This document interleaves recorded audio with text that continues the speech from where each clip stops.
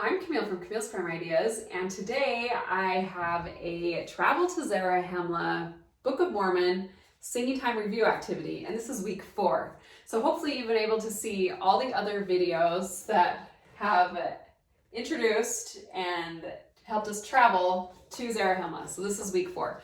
I have linked all those others below. All right, so for this week, you need the last page. We're reaching our destination, Zarahemla. Before primary, you'll want to make sure you put the title page on the board and then all your previous weeks, because children love to see the progress that they've made. We learned the words at Nephi's harbor.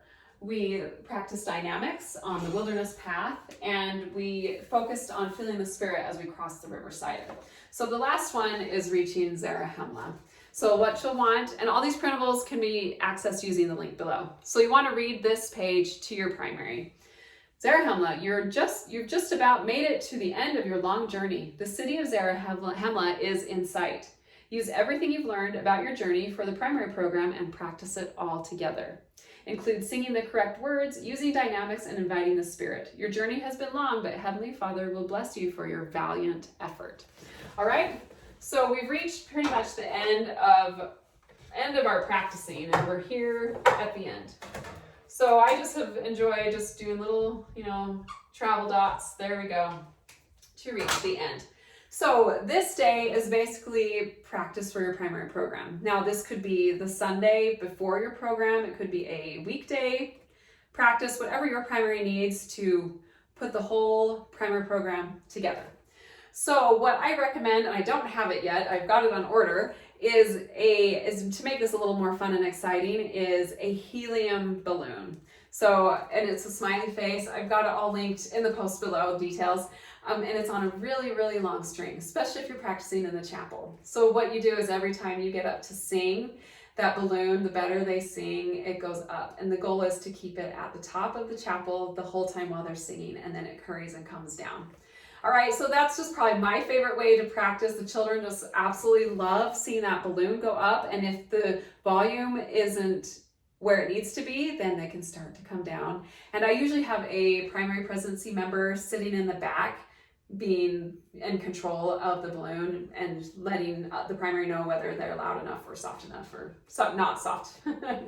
Anyway, so that's one of my favorites. I usually get it filled the night before we'll be practicing, so it's good and ready the day of. It's just really simple and really easy to help keep engagement with what can kind of be a long and tedious process of going through the primary program.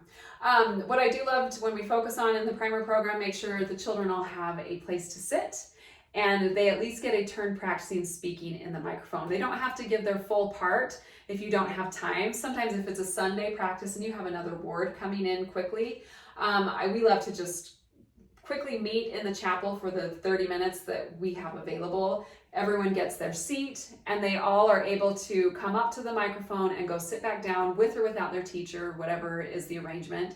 And then we'll try and usually sing at least one song in the chapel. However, if you do have the option of singing the full, practicing the program in the chapel for the whole thing, that's always ideal.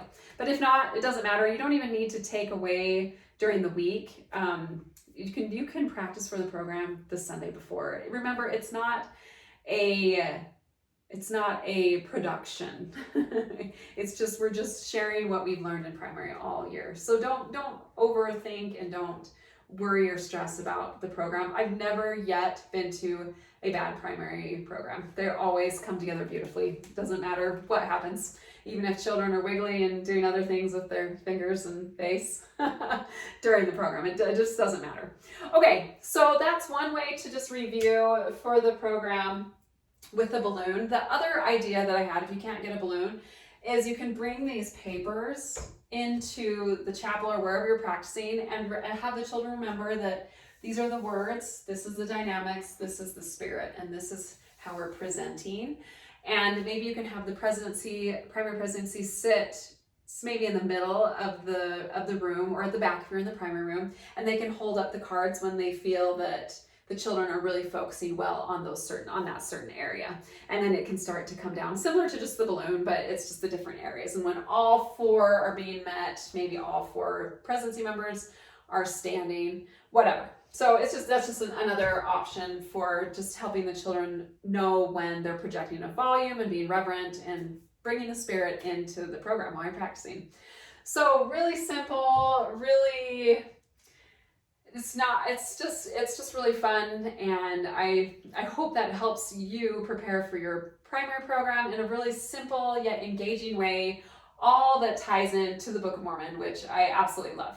So I would love to know how this whole program, if you've used it, or maybe you've used parts of it, how it has gone for you. Please leave a comment with any of your suggestions or ideas, and I'd love to hear from you.